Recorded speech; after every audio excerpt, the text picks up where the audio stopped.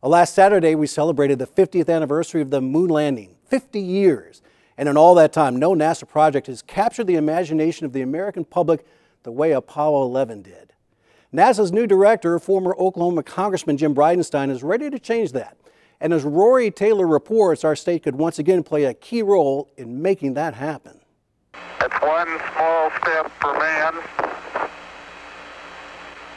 one giant leap for mankind. On July 20th, 1969, Neil Armstrong took the first steps on the moon, and 50 years later, the nation celebrates the past and looks to the future. In Oklahoma City, the Science Museum Oklahoma hosted a celebratory Destination Space exhibit and a panel of historians, industry leaders, and educators discussing the history and future of space exploration and Oklahoma's involvement. So we talked about, of course, General Stafford, and he was on Apollo 10, which was the mission before Apollo 11 that did everything except land on the moon because they had to test it out. Thomas Stafford is a native of Weatherford, Oklahoma. He was recruited to play football for OU, but ultimately went to the United States Naval Academy and was later recruited as an astronaut out of the Navy. In addition to his Apollo mission, he also flew on the Gemini 6A and 9A flights, and later on another Apollo mission that docked with a Russian spacecraft. What a lot of people don't realize is how many Oklahomans contributed to and continue to contribute to some of our biggest discoveries and the biggest events. Oklahoma actually claims 7 astronauts who were born in or have lived in the state. And we are the only state who can say that we've had an astronaut in every phase of the program. That includes John B. Harrington, the first Native American astronaut, and Shannon Lucid, the only American woman to stay aboard the Russian Mir space station and the holder of the longest time spent in space by a woman.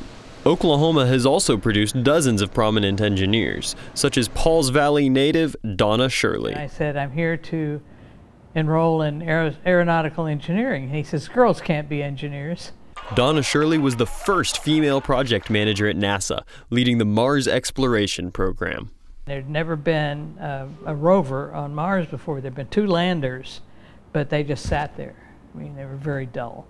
And now the rover was designed to last for a week, and the lander, on the other hand, had to last for a month. But it turns out the rover was very hardy and kept going around and going around and going around and roving and turning its little wheels and taking pictures of rocks and things like that. You know, it's a little rover that could. Shirley's work on Sojourner paved the path for future rover missions, just as her determination made way for more equal opportunity in her field.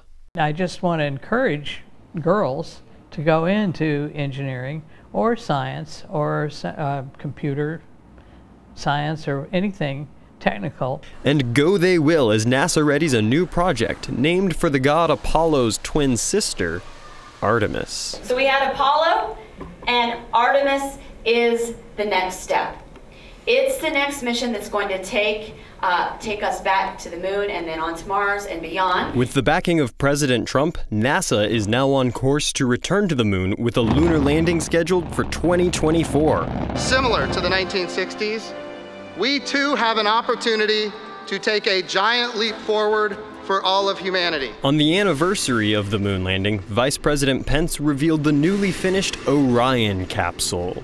The Orion crew vehicle for the Artemis 1 mission is complete and ready to begin preparations for its historic first flight.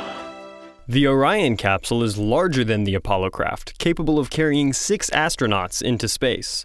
The Artemis mission has several goals, including the construction of a gateway space station in orbit around the moon to serve as a docking relay point for the astronauts.